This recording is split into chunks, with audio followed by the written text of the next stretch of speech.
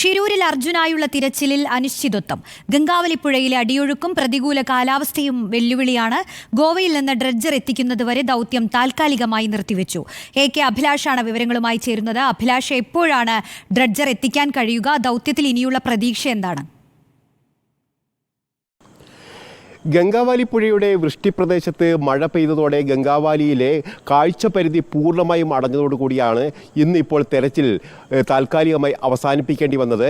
ഈശ്വർ മാൽപ്പ പറയുന്നത് പുഴയുടെ അടിത്തട്ടിൽ കാണാൻ കഴിയാത്ത നിലയിലേക്ക് മാറിയിരിക്കുന്നു എന്നുള്ളതുകൊണ്ട് അതുകൊണ്ട് തന്നെ കൈകൊണ്ട് തപ്പിയും മറ്റുമാണ് അവിടെ പരിശോധന തെരച്ചിൽ നടത്തിയെന്നുള്ള കാര്യമാണ് അവർ പറയുന്നത്. ഈ രീതിയിൽ മുന്നോട്ട് പോകാൻ കഴിയില്ല. ഡ്രഡ്ജറടക്കമുള്ള സംവിധാനങ്ങൾ കൊണ്ടുവന്നാൽ മാത്രമേ ഇനി അവിടെ തെരച്ചിൽ സാധ്യമാകൂ എന്നാണ് ഈശ്വർ മാൽപ്പ പറഞ്ഞിരിക്കുന്നത്. അതുകൊണ്ട് തന്നെ താൻ നാട്ടിലേക്ക് തിരികെ പോവുകയാണ്.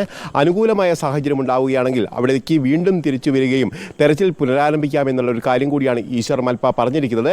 അതേസമയത്ത് ഡ്രഡ്ജർ കമ്പനി 22-ാം തീയതി രാത്രിയോടുകൂടി തന്നെ ഈ ഡ്രഡ്ജർ ഇവിടേക്ക് എത്തിക്കുമെന്നാണ് അറിയിച്ചിരിക്കുന്നത്. പക്ഷേ അതിനു മുമ്പായി തന്നെ അവിടെ ചില സാങ്കേതിക പരിശോധനകൾ നടത്തേണ്ടതുണ്ട്. പ്രത്യേകിച്ച് ഈ ഗംഗോത്രി പുഴയിൽ, ഗംഗാവാലി പുഴയുടെ ഏറ്റവും താഴ്ഭാഗത്തുള്ള ഗംഗോത്രി പുഴയ്ക്ക് അവിടെ മുകളിലുള്ള പാലം വളരെ താഴ്ന്ന നിലയിലാണ്. ഏതാണ്ട് 5 മീറ്റർ മാത്രമാണ് ഈ സമുദ്രനിരപ്പിൽ നിന്നും ഉയരമുള്ളൂ എന്നതാണ്.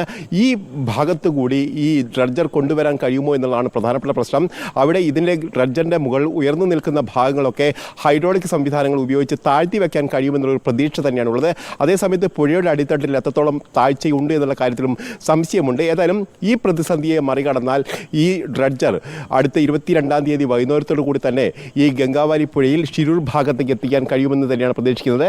അവിടെയും ചില പ്രശ്നങ്ങളുണ്ട്, സാങ്കേതികമായ പ്രശ്നങ്ങളാണ്. പ്രത്യേകിച്ച് ഈ കൊങ്കൺ റെയിൽവേ പാതയുടെ ബ്രിഡ്ജും അവിടെ തന്നെയാണ്. ഇതിലൂടെ അടിയിലൂടെ കൊണ്ടുവരുന്നതിന് റെയിൽവേയുടെയും അനുമതി വേണ്ടി വരും. പക്ഷേ ഇത്തരം സാങ്കേതിക പ്രശ്നങ്ങളൊക്കെ അതിജീവിച്ചുകൊണ്ട് 22-ാം തീയതിയോടുകൂടി തന്നെ ഈ ഡ്രഡ്ജർ ഈ മേഖലയിലേക്ക് എത്തുകയും 23-ാം തീയതിയോടുകൂടി തന്നെ ഈ തെരച്ചിൽ പുനരാരംഭിക്കാൻ കഴിയുമെന്ന് തന്നെയാണ് ഈ അർജുൻ്റെ കുടുംബത്തെ ജില്ലാ ഭരണകൂടം അറിയിച്ചിരിക്കുന്നത്. അതിൻ്റെ അടിസ്ഥാനത്തിൽ 21-ാം തീയതി രാത്രിയോടുകൂടി തന്നെ അർജുൻ്റെ കുടുംബാംഗങ്ങളും അവിടേക്ക് എത്തുന്നുവെന്ന് അറിയിച്ചിട്ടുണ്ട്. ഏതായാലും ഷിരൂർ ദൗത്യത്തിൻ്റെ 3-ാം ഘട്ടം ആ സമയത്തായിരിക്കും തുടങ്ങുക എന്നാണ് നമുക്ക് മനസ്സിലാക്കാൻ കഴിയുന്നത്. ഏതായാലും ഇന്നിപ്പോൾ വലിയ തരത്തിലുള്ള പ്രതിസന്ധികളെ തുടർന്നാണ് ഇപ്പോൾ തെരച്ചിൽ അവസാനിപ്പിച്ചിരിക്കുന്നത്. ഇതിൽ പ്രധാനമായും കഴിഞ്ഞ 13-ാം തീയതി തെരച്ചിൽ ആരംഭിക്കുന്ന ഘട്ടത്തിൽ തന്നെ ആദ്യഘട്ടത്തിൽ വൈകുന്നേരം ഏതാണ്ട് 3/4 മണിക്കൂർ മാത്രമാണ് അന്ന് തെരച്ചിൽ നടത്താൻ കഴിഞ്ഞത്.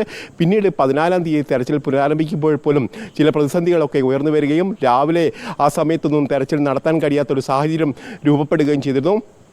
15-ാം തീയതി അന്ന് പൂർണ്ണമായും അവധി കൊടുക്കുകയും ചെയ്തു. പക്ഷേ 16-ാം തീയതിയിലേക്ക് വരുമ്പോൾ കാലാവസ്ഥ പൂർണ്ണമായും എതിരാകുന്ന ഒരു സാഹചര്യത്തിൽ, പ്രതികൂലമാകുന്ന ഒരു സാഹചര്യത്തിൽ അന്ന് തെരച്ചിൽ നടത്തിയെങ്കിൽ പോലും യാതൊരു തരത്തിലുള്ള ഫലവും അതുകൊണ്ട് ഉണ്ടായിട്ടില്ല എന്നുള്ളതാണ് ഏറ്റവും പ്രധാനപ്പെട്ട കാര്യം.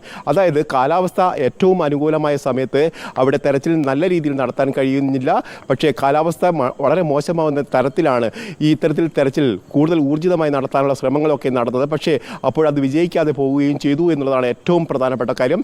ഏതായാലും 22-ാം തീയതിക്ക് ശേഷം ഷിരൂർ ദൗത്യം പുനരാരംഭിക്കുമെന്നുള്ള പ്രതീക്ഷ തന്നെയാണ് ഈ ഘട്ടത്തിൽ നമുക്ക് പങ്കുവയ്ക്കാൻ കഴിയുക.